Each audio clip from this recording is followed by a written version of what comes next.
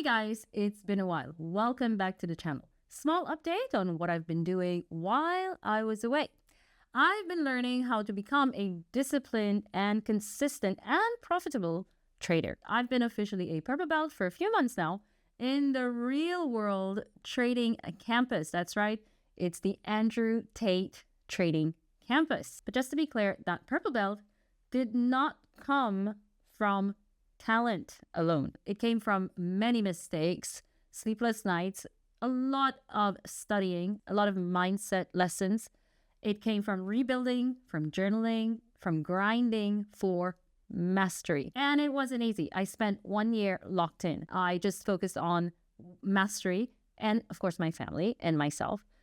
But today, I'm proud to say that I'm a profitable and consistent trader.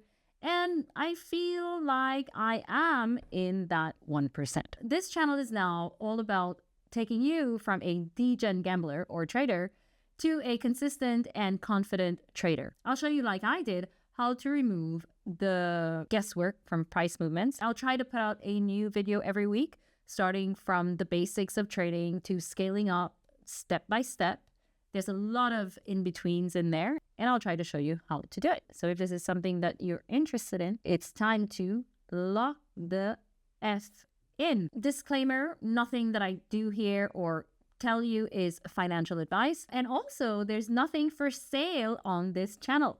It's pure learning, 100% free, and probably will always be that way. Another thing is, this is not a 1 week or 1 month process. We're aiming for mastery, and mastery takes time. So discipline and patience are key, and I would ask that of you. And now a big shout out to BitMEX that I am proud to have partnered with to bring you the best trading experience. If you didn't know, BitMEX is one of the OG crypto exchanges in the space. And by the way, BitMEX is actually the exchange that invented the perpetual contract. So whether or not you're trading perps or spot, or you just want a platform that will not freeze when Bitcoin or other altcoins start moving, then check them out. As a bonus to my community, that is you, they're offering $50 free when you deposit $25 on their platform. Now, this is a great opportunity if you would like to come with me on this journey to being a consistent and profitable trader. $75, basically $25 that you deposit, $50 that they give you for free. You're starting small, so you don't have any kind of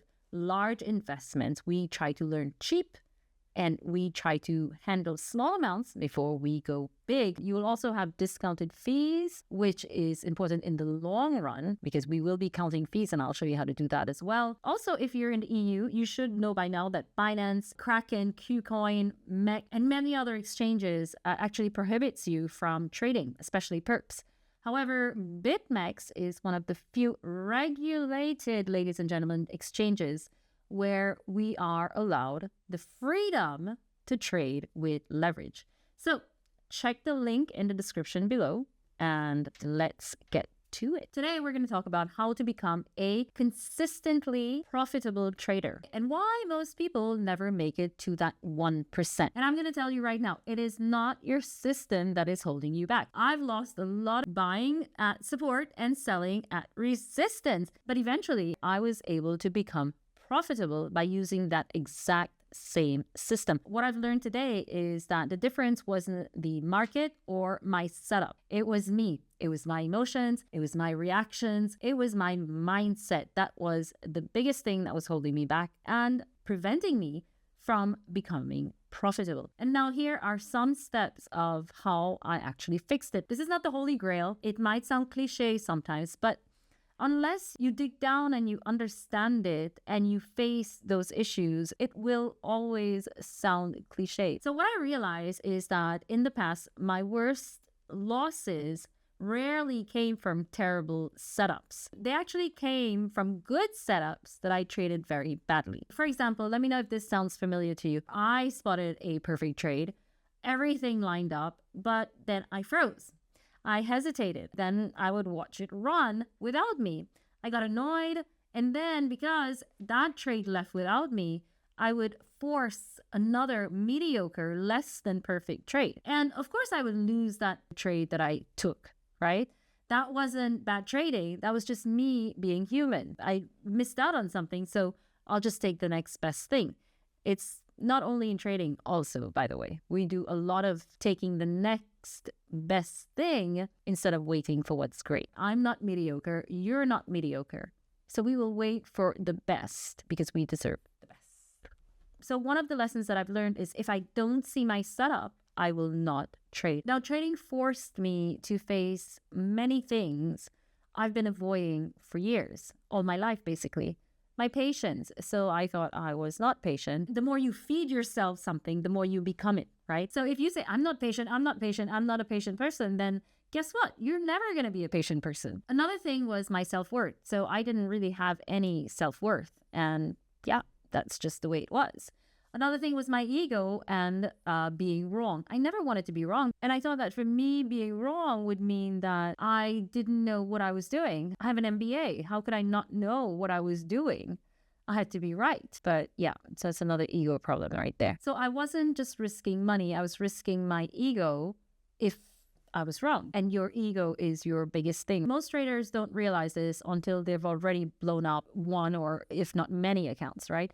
So if you've been there, trust me, you're not alone. Most of us have been there before becoming profitable. So yeah, that's great to know that you are actually human. So am I. What finally worked wasn't another indicator. And a lot of you guys think that indicators will tell you everything. Yes, at the beginning, indicators are important. I use them all the time. I even built my own. But anyway, we'll talk about that in another video. What helped me along the way was journaling.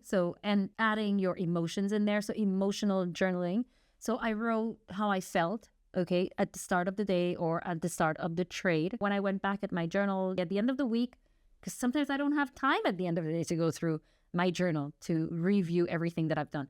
But when I go at the end of the week and I see what I've done, I would see that anger led me to revenge trading. If I was FOMOing, I would oversize my positions. If I was afraid, then I would be paralyzed. I couldn't take the trade. If I couldn't take the trade, then I would enter into a mediocre trade. And so that wasn't good. So I would try to get into the zone. And one of the ways that I would get into the zone is by praying. Some people meditate. I love to wake up in the morning. I don't look at my phone and I spend time praying. For me, that is getting into my daily zone. A lot of traders actually turn to a belief in something bigger than themselves. I can't explain it, but that is a journey you're going to have to take by yourself. But yeah, praying, getting into the zone, trusting, all of that good stuff. So back to emotions. When you name your emotions in your journal, okay, you're going to be able to deal with it. You're going to be able to manage it. So before I sit down to trade, I'm going to ask myself, how am I feeling today? Am I feeling angry? Am I feeling sad, excitement? And whenever I feel that excitement, that FOMO, I always lose that trade. I've come to recognize those feelings now and deal with it. So that is what you get by asking yourself the question, how do I feel right now? If the answer is not calm and confident, then you're better off staying away from that trade. Breathing, going for a walk, doing some exercise, whatever, and then coming back. Another thing I've learned in the last 1 year is that discipline was boring. I used to think that trading was all about being very intelligent, but you don't have to be intelligent to trade. Turns out trading is about being boringly consistent. Sometimes I get 7-hour win rate, 10-hour win rate, whatever. And I would sit there and I would just wait for price to come to me, instead of, like I used to do, chasing price. I would listen to music. I would work on other things. I do have a matrix job, so I need to work on that. So I would just work and I would just wait for my trades to come to me. And those are the best setups, being patient. Some people think that you need to have 10, 12 trades a day in order to be profitable. But if you have one great setup, and let's say it's a 10-hour, then you're coming out better than that trader that take so many small trades, wins and losses in between. You've got one trade. Wait, be patient, price will come to you. Warren Buffett says that the market will reward the patience. Now, discipline is about designing systems that make good decisions. It's the same routine, the same checklists, the same rules every single day. That is discipline, whether you want to do it or not, right? I go to the gym or I walk or I exercise every day, whether I want to do it or not. I find ways to, motivate myself and I'm able to do it. So once the routine went on autopilot, so your routine on autopilot, then you stop fighting your own brain. Like, oh, today I have to do this.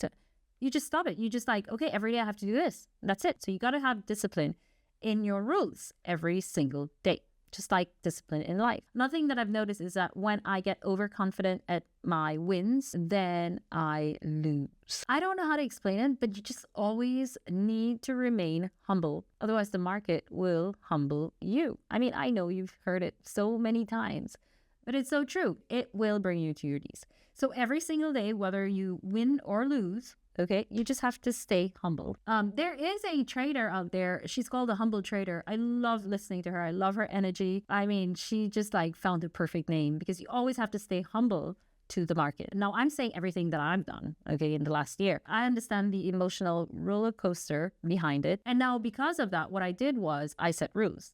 So not only am I humble, but I have rules. 2 losses in a day, I'm out. I limit myself to 2 losses. Now, if I have a certain amount of losses in a week, then what I would do is I would cut my risk size to 50%. These rules feel stupid because you're making rules and you're the only one following it, but that is how you win. Another thing that I've realized is that you might have an edge today, but that edge can slowly die. You need to be able, as a trader, to pivot really fast. People like to predict. As a trader, your job is not predicting. You can't predict. You're not God. You can't predict. You can pivot, okay? You can speculate, which is what you do. As a trader, you speculate. You don't predict. So you need to be able to react rather than predict. The market will give you what the market gives you. Price will give you what price gives you. You need to react to that price. And people that are predicting price and where it's going to go is just bullshit, plain and simply. So in the morning, you can be bearish and by noon, you're bullish. Okay. As a trader, it's just the way it goes. So basically, you can't marry your bias. Okay. Look at what happens when big news events. The bias change within 15 to 20 minutes. So you can't be one or the other. The market will use what the market uses to move price. Your job as a trader is to be able to pivot and pivot fast. Okay, that's what I've learned. Another thing I want to talk about is burnout. And that is something that, I hold dear because I suffered a really huge burnout last year. And as a mom, it was really hard. So that is something that today I am very careful about. So even with trading or with anything in life, basically, I cannot be mentally cooked. When you over push yourself, that is when the mistakes come, okay? The desperation comes. That is when you cut your winners too soon or, you let your losers run or you add margin, to losing positions and so on. So burnout is a real thing. And what I would suggest and is what I do is, I have a gym membership. So I go to the sauna, I go to the steam room a few times a week. I have a personal coach right now that I'm working with. Just because I feel like investing in my health and wealth and happiness. The happier I am, the happier trader I am, and the happier mom that I am, and friend, and et cetera, et cetera. So burnout is a real thing, whether you're working in your regular job or trading. And so as much as you would like to make it in trading, overworking your mental, your emotional state of mind, it's not worth it. No amount of money is actually worth your health. So some of the ways that I deal with just losing trades or losing streaks, working too much is I go for runs, I go to the gym, I do a lot of saunas because I think that is just great for my mental health. So as a trader, what I've learned is that it's going to work against me if I sit here and I stare at charts all day. We're humans. We're not meant to sit here and stare at charts all day.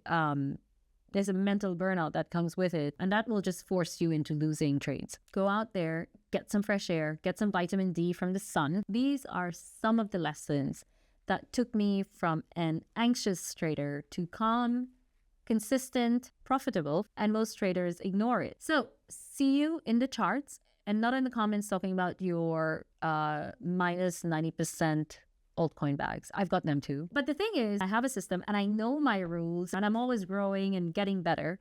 I know that I can make back what I lose. So I'm not as anxious anymore that I'm losing it as I was in basically 2021. So until the next video where I'm going to be showing you how to trade smart, how to trade calm, and how to trade like someone that's actually going to be here in the next 5 years from now. See you in the next one. Thank you and bye-bye.